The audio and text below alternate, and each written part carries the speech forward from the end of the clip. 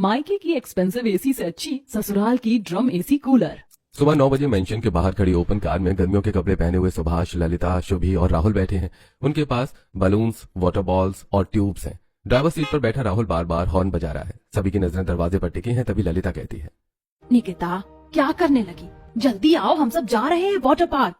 काफी देर तक इंतजार के बाद भी जब ललिता बाहर नहीं आती तो ललिता झुंझलाकर कार से बाहर निकलकर मेंशन के अंदर जाती है। मेंशन के अंदर जाती उसकी झुंझलाहट गुस्से में बदल जाती है, क्योंकि मेंशन के हॉल का एसी हाईएस्ट कूलिंग पर चालू था। ललिता एसी का रिमोट उठाकर एसी ऑफ करती है और कहती है, ये काम निकिता का है, उसे ही हद से ज्यादा गर्मी लगती है।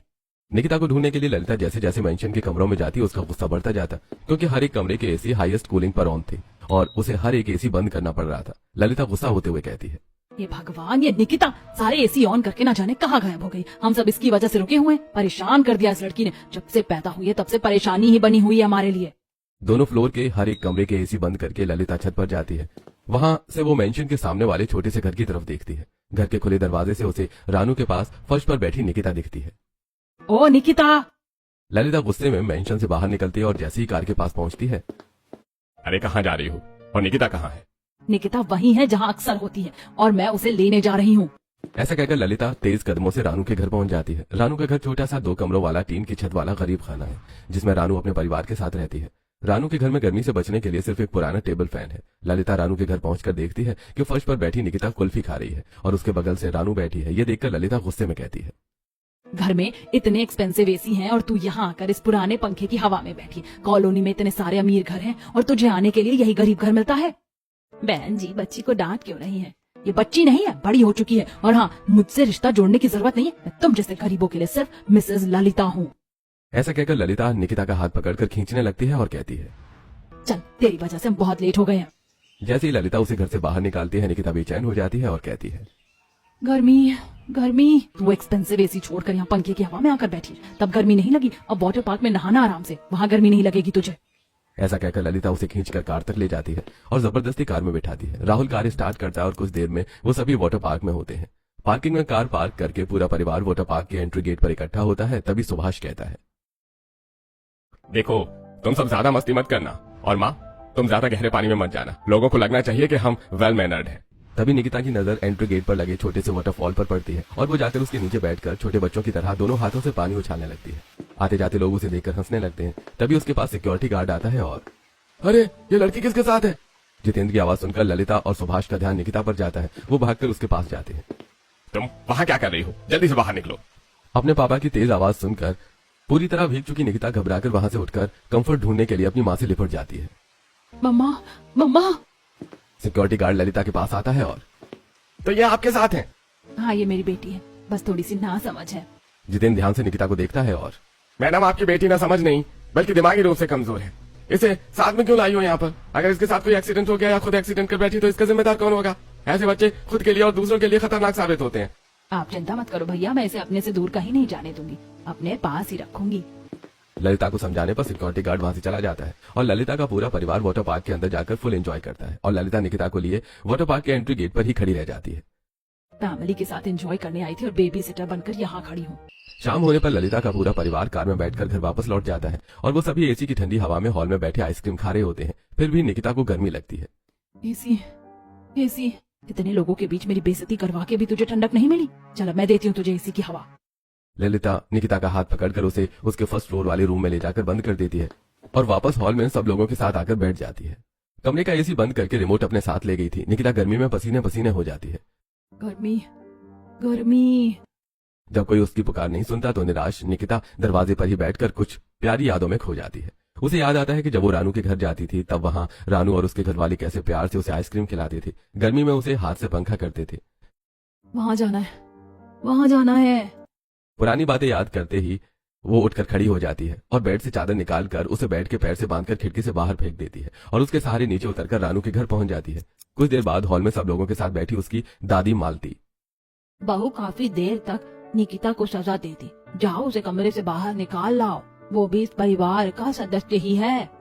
माँ फिर तुम उसका पक्ष ले रही हो? अरे जब से पैदा हुई है तब से उसने हमारी नाक की कटवाई है। उसकी वजह से हम कितना परेशान रहते हैं, फिर भी तुम उसे घर का सदस्य मानती हो। मैं नहीं मानता। तेरे मानने या ना मानने से कुछ नहीं होता। बहू जाओ उसे लेकर आ। ठीक है, मैं लेकर आती हूँ। अपनी सास मालती के कहने पर ललिता हॉल से जाकर जैसे ही निकिता के कमरे का दरवाजा खोलती है तो पलंग के पैर से बंधा चादर देखकर हैरान हो जाती है। निकिता फिर वहाँ चली गई। इसको भी शर्म नहीं, हमारी नाक कटवाने में से मजा आता है। बड़बड़ाती हुई ललिता हॉल में पहुंचती है। क्या हुआ बहू, आपकी लाडली फिर से वहाँ पहुँच गई? ललिता गुस्से में रानू के घर पहुंच जाती है और वहां जाकर वो देखती है कि निकिता रानू की गोद में सिर रखकर आराम से सो रही है और टेबल फैन चल रहा है। तू यहाँ आराम से सो रही है और हम तेरे लिए वहाँ परेशान हो रहे हैं, चल घर। निकिता हड़बड़ाकर उठ जाती है। थोड़ा प्यार से बात करिए, ये आपकी बेटी है, मेरी बेटी नहीं है। मेरी शर्मिंदगी है और मेरी परेशानी की सबसे बड़ी वजह। ऐसा कहकर ललिता निकिता का हाथ पकड़कर उसे उठाती है और जैसे ही रानू के घर से बाहर निकलती है जानकी उसे देखकर उसके पास आती है और जोर से हंसती है। क्या हुआ, हंस क्यों रही हो? यही सोच सोच कर हंस रही हूँ कि इतने बड़े घर में इतने सारे एक्सपेंसिव एसी लगे, फिर भी इस गर्मी में तुम्हारी बेटी को न जाने गरीब के घर के पंखे में क्या मजा आता होगा। ललिता के पास जानकी की बात का कोई जवाब नहीं था। वो निकिता को लेकर घर वापस चली जाती है और हॉल में सब लोगों के साथ बैठी निकिता की बहन शुभी। मम्मी पता नहीं दीदी छत से नीचे कैसे उतर जाती हैं। मैं भी यही सोच रहा हूँ, चाहे जो कुछ भी कर लो दीदी अक्सर उसी घर में मिलती है। न जाने उस गरीब घर में इसे क्या मिलता है जो हमारे यहाँ नहीं है। हाँ, हमारे घर में इतने सारे एक्सपेंसिव एसी लगे हैं, ठंडक है, गर्मी का एहसास नहीं होता, फिर भी निकिता वहाँ क्यों जाती है? वहाँ तो कूलर भी नहीं है। तभी निकिता अपनी माँ का हाथ पकड़ लेती है लेकिन वो उसका हाथ झटक देती है। ज्यादा प्यार दिखाने की जरूरत नहीं है, दूर रह मुझसे। वैसे शायद आपको जवाब मिल गया होगा कि निकिता बार बार अपने अमीर घर को छोड़कर उस गरीब घर में क्यों जाती है। अगर इसे गर्मी पसंद है ना तो मैं भी इसे गर्मी में ही रखूंगी। इस गर्मी में एक भी एसी इसके लिए चालू नहीं होगा। सब लोगों को ये दिख रहा था कि निकिता घर के एक्सपेंसिव एसी की ठंडक छोड़कर उस गरीब घर में जाती है, लेकिन कोई ये नहीं देख रहा था कि उनकी तेज आवाज से निकिता कितना परेशान हो रही है। वो अपने कानों को दोनों हाथ से ढके घबराई हुई सहमी हुई खड़ी है। चुप चुप हो जाओ, शोर मत करो। घबराई हुई निकिता अपने कमरे में जाकर दरवाजा बंद कर लेती है। उस दिन के बाद निकिता जब भी एसी ऑन करती तो उसके परिवार वाले एसी ऑन देखते तो बंद कर देते। सबको एसी बंद करना तो याद रहता था लेकिन उसने खाना खाया, पानी पिया या नहीं, ये कोई याद नहीं रखता था। अपने कमरे में भूखी प्यासी निकिता खिड़की से जब भी रानू, उसकी बेटी बिट्टू या उसके बेटे अंकित को देखती तो यादों में खो जाती। उसे याद आता कि जब वो उनके घर जाती थी तो कैसे वो लोग से कुछ खाने और पीने को देते थे और प्यार करते थे। मुझे जाना है, भूख लगी है, पानी पानी पीना है, गर्मी। उस दिन के बाद से निकिता की मम्मी उसे कमरे में ही सुबह का नाश्ता, दोपहर का लंच और रात का डिनर देती और फिर कमरे का दरवाजा बंद कर देती। एक दोपहर वो लंच देने के बाद बाहर से दरवाजा बंद करना भूल जाती हैं और फिर शाम के 7 बजे निकिता तेज म्यूजिक से परेशान होती है और दोनों कानों में हाथ रखकर, बंद करो, बंद करो। उसकी सुनने वाला कौन था? वहां घबराई निकिता दरवाजा खोलने की कोशिश करती है और दरवाजा खुल जाता है। बहुत दिनों बाद एसी की ठंडक महसूस करके उसे ठंड लगने लगती है। निकिता एक एक करके सभी एसी स्विच ऑफ कर देती है। हॉल में शुभी के बर्थडे में इनवाइट किए गए मेहमान, दोस्त और रिश्तेदार कुछ ही देर में गर्मी से परेशान होने लगते हैं। इतने सारे एक्सपेंसिव एसी लगे फिर भी गर्मी लग रही है। मैं अभी चेक करता हूँ क्या परेशानी है, आप लोग परेशान मत होइए। तभी सुभाष देखता है कि घबराई हुई निकिता हॉल के स्विच बोर्ड में लगा हर एक प्लग एक एक करके बाहर निकाल रही है और स्पीकर का प्लग भी निकाल देती है। माहौल एकदम शांत हो जाता है। अरे अब ये किसने कर दिया? सुभाष निकिता के पास जाकर उसे रोक पाता है, उससे पहले ही उसकी नजर टेबल पर रखे 3 लेयर्ड केक पर पड़ती है। भूख से बेहाल निकिता छोटे बच्चे की तरह बेफिक्री से दोनों हाथों से केक खाने लगती है। Yummy, yummy. सब लोग देखते हैं और हैरान हो जाते हैं। अरे ये कौन है? इसे देखकर ऐसा लगता है जैसे महीनों से भूखी है और इसे सोशल गैदरिंग का मतलब ही नहीं पता। अरे इसके बारे में ऐसा मत बोलो, ये सुभाष जी की बेटी है। शुभी ने कभी बताया नहीं कि उसकी एक पागल बहन भी है। ये लोग इसे सबसे छुपा कर रखते हैं, शायद आज भी कमरे में बंद करके रखा होगा, फिर न जाने बाहर कैसे आ गई। उन पर हंसते हुए वहां से सारे मेहमान चले जाते हैं। जानकी के अलावा उनके जाने के बाद हॉल में निकिता के घर वाले ही बचते हैं, जिनके अंदर निकिता के लिए सिर्फ गुस्सा ही था। भगवान ने आपको इतनी सारी दौलत दी है लेकिन आपके साथ बहुत गलत किया जो आपको एक बेवकूफ बेटी भी दे दी। जानकी की बात सुनकर सब निराश और दुखी हो जाते हैं, लेकिन निकिता तालियां बजाती है। अब निकिता को भी गर्मी का एहसास होने लगता है। गर्मी, गर्मी। अब तो मैं तेरे लिए कभी एसी नहीं चालू करूंगी। तूने हमारी बहुत बेइज्जती करवा ली। अब मैं तुझे इस घर में बिल्कुल भी नहीं रख सकती। तुझे पागल खाने छोड़ाऊंगी। अरे रहने दे, इतना गुस्सा मत कर। जैसी भी है ये हमारा ही खून है और तूने ऐसा किया तो लोग क्या कहेंगे? लोगों के कहने के लिए अब बचा ही क्या है। सोचा था कि दीदी कमरे में है तो मैं अच्छे से अपना बर्थडे सेलिब्रेट करूंगी, लेकिन पता नहीं कैसे दीदी फिर भी कमरे से बाहर आ गई और मेरा स्पेशल डे स्पॉइल कर दिया। रोती हुई शुभी अपने कमरे में चली जाती है। सब उसके पीछे जाते हैं और इधर निकिता भी घर से बाहर निकल जाती है। सुभाष उसे देखता है और, ललिता उसे पकड़ो।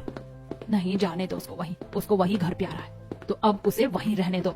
घबराई हुई निकिता रानू के घर पहुंचती है। उस समय रानू का पूरा परिवार हॉल में डिनर कर रहा था। जैसे वो रानू को देखती है वो उसे गले से लगा लेती है। क्या हुआ निकिता, किसने डांटा? मम्मा डांटा? रानू उसकी आधी अधूरी बात पूरी समझ जाती है। इतनी प्यारी बच्ची है, थोड़ी ना समझ है, लेकिन वो लोग तो समझदार हैं, फिर भी इसके साथ ऐसा व्यवहार करते हैं। तभी बिट्टू उसके पास आती है और कोई बात नहीं मम्मी, हम है ना, हम तो समझते हैं, इसीलिए तो ये हमारे पास खींची चली आती है।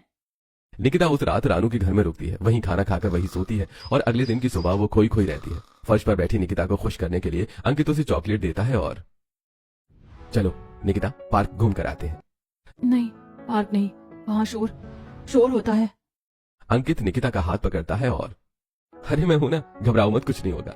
अंकित के छूते ही निकिता एकदम शांत हो जाती है और उसकी बात मानकर उसके साथ पार्क पहुंच जाती है। पार्क में पहुंचकर अंकित निकिता को झूला झुलाता है। निकिता वहां लोगों की भीड़ देखकर भी घबराती नहीं है। झूला झूलने के बाद निकिता पूरा पार्क अंकित का हाथ पकड़कर घूमती है। दोपहर होने पर अंकित निकिता को उसे उसके घर छोड़ आता है। उसी दिन लंच करके पूरा परिवार हॉल में इकट्ठा था और क्या हुआ माँ, परेशान क्यों लग रही हो? परेशान ना हूँ तो क्या करूँ, निकिता की उम्र बीती जा रही है और उसकी शादी तो होने से रही। अब शुभी भी शादी के लायक हो गई है और जब तक निकिता की शादी नहीं हो जाती तब तक शुभी की शादी कैसे कर सकते हैं। बड़ी बेटी की शादी नहीं होगी तो क्या मैं छोटी बेटी को भी घर पर बैठा कर रखूंगी? फिर भी हमें बड़ी बेटी की शादी करने की कोशिश तो करनी ही होगी। निकिता के लायक लड़का मिलना भी तो चाहिए, कौन ऐसी लड़की से शादी करना चाहेगा? तभी निकिता सबको टेडी बेयर दिखाती है। अंकित ने दिया, देखो कैसा है। मालती टेडी बेयर देखती है और कुछ देर सोचने के बाद अच्छा एक काम करते हैं, निकिता अंकित से कुछ ज्यादा ही लगाव रखती है, अंकित भी समझता है तो इसकी शादी उसके गरीब घर में करवा देते हैं। ये क्या कह रही हो माँ जी, लोग कैसी कैसी बातें करेंगे हमारे बारे में अगर ऐसा किया तो। अभी क्या कम बातें कर रहे हैं, कम से कम ये वहाँ जाएगी तो मुसीबत तो सर से टलेगी, क्योंकि बचपन से लेकर अभी तक वही लोग इसे संभालते हैं और अब भी संभाल सकते हैं। हाँ मम्मी जी, आप बिल्कुल सही कह रही है, एक बार उनसे जाकर बात करते हैं। उसी समय फैसला करके वो तीनों रानू के घर पहुंच जाते हैं। उस समय रानू का पूरा परिवार दोपहर का खाना खा के हॉल में टेबल फैन के सामने बैठा हुआ था। अचानक ललिता और उसके परिवार को देखकर वो सभी हड़बड़ा जाते हैं। अरे आज कैसे आना हुआ आप लोगों का? हमारे पास तो एसी नहीं है, नहीं तो चालू कर देते। कोई बात नहीं, एसी की जरूरत नहीं है, हम आपसे जरूरी बात करने आए हैं। हाँ कहो ना, क्या बात है? सुभाष काशी से अपनी बेटी निकिता की शादी की बात कहता है। आप ये क्या कह रहे हैं? हम आपकी बेटी को अपने घर की बहू कैसे बना सकते हैं? आप अमीर हो, हम गरीब हैं। हाँ मुझे पता था यही जवाब आएगा, हमारी बेटी को तुम भी पागल समझते हो ना। ऐसी बात नहीं है, आप अमीर हो हम गरीब हैं, ये बेमेल रिश्ते हुए तो लोग क्या कहेंगे? लोगों की कोई फिक्र नहीं है, आप बताओ आप क्या चाहते हो? हमारे यहाँ तो एसी भी नहीं है, आपकी बेटी गर्मी में कैसे रहेगी? एसी भले नहीं है लेकिन हमारी बेटी को कंफर्ट यही मिलता है। पास बैठा अंकित बड़े ध्यान से उन सभी की बातें सुन रहा था और आखिर में ठीक है, अगर आप यही चाहते हैं तो मैं शादी करने को तैयार हूँ। अंकित के हाँ कहते ही उसकी और निकिता की शादी बिना किसी शोर शराबे के निकिता के घर पर ही 2 दिन बाद होती है और वो पैदल ही अपने घर से विदा होकर अंकित के घर पहुंचती है, जहां अंकित के मम्मी पापा और उनके बहन उनके गृह प्रवेश की पूरी तैयारी करके उनके आने का इंतजार कर रही थी। लाल जोड़े में सजी खुश निकिता जोरदार कलश में लात मारती है। कलश जाकर उसके ससुर के सिर में लगता है। सब चौंक जाते हैं, सिर पकड़े हुए काशी। अरे कोई बात नहीं, कोई बात नहीं, मुझे नहीं लगी। निकिता को अपने घर की बहू बनाकर वो सब लोग बहुत खुश थे। एक्सपेंसिव एसी वाला मायका छोड़कर भी निकिता बहुत खुश थी। उस दिन पहली बार निकिता सब लोगों के साथ बैठकर खाना खाती है और पहली बार उसे महसूस होता है कि उसे खाते हुए कोई नहीं टोक रहा। वो छोटे बच्चों की तरह दाल चावल फैलाती हुई खा रही थी और दाल चावल पूरे मुंह में भी लगा हुआ था। बहू ऐसे नहीं खाते। रानू अपने पल्लू से निकिता का मुंह पोंछती है और अपने हाथ से निवाला बनाकर उसे दिखाती है। देखो ऐसे निवाला उठाते हैं और ऐसे खाते हैं। रानू के समझाने के बाद निकिता अपने तरीके से निवाला बनाकर खाती है। वो एक हाथ से चम्मच पकड़ती है और दूसरे से निवाला उसमें रखकर खाती है। ऐसे? हाँ हाँ ऐसे, अब से मैं ऐसे ही खाऊंगी। खाना खाते खाते उसे गर्मी लगती है। गर्मी, ऐसी गर्मी। वो सभी टेबल फैन की तरफ देखते हैं और हमने अमीर बेटी को बहू तो बना लिया, लेकिन अब इस गरीबी में उसे एसी कहाँ से ला कर देंगे? इतनी गर्मी में बेचारी परेशान हो रही है। जिस समय रानू ये सोचकर परेशान थी कि वो निकिता के लिए एसी कहाँ से लाए, उस समय निकिता के मायके वाले हॉल में एक्सपेंसिव एसी की हवा में हॉल में बैठे हुए। मम्मी, मैं अपने फ्रेंड्स को दीदी की वजह से घर पर नहीं ला पाती थी। मुझे डर लगा रहता था कि वो पता नहीं कब क्या कर दे। याद है पिछली बार दीदी की वजह से सारे एसी शॉर्ट सर्किट हो गए थे और फिर गर्मी में हमें कितना परेशान होना पड़ा था। तब घर पर हमारी ग्रेजुएशन पार्टी थी। हाँ सब याद है, इसीलिए तो हम उसे एसी से दूर ही रखते थे। चलो अच्छा है बला टली। अभी एक्सपेंसिव एसी वाले मायके से उसका कोई लेना देना नहीं है, अब वो गरीब ससुराल ही उसका घर है। वो सभी अपने अपने कमरों में जाकर एक्सपेंसिव एसी की ठंडी हवा में बेफिक्र होकर सो जाते हैं और उधर खाना खाने के बाद पंखे की गर्म हवा में जमीन में लेटी निकिता को गर्मी न लगे इसलिए उसकी सास उसके सिरहाने बैठे हाथ पंखे से हवा करती रहती है। तभी बाहर आंगन में चारपाई पर लेटा काशी उसे देखता है और अरे कहीं हमने गलती तो नहीं कर दी निकिता को अपने घर की बहू बनाकर?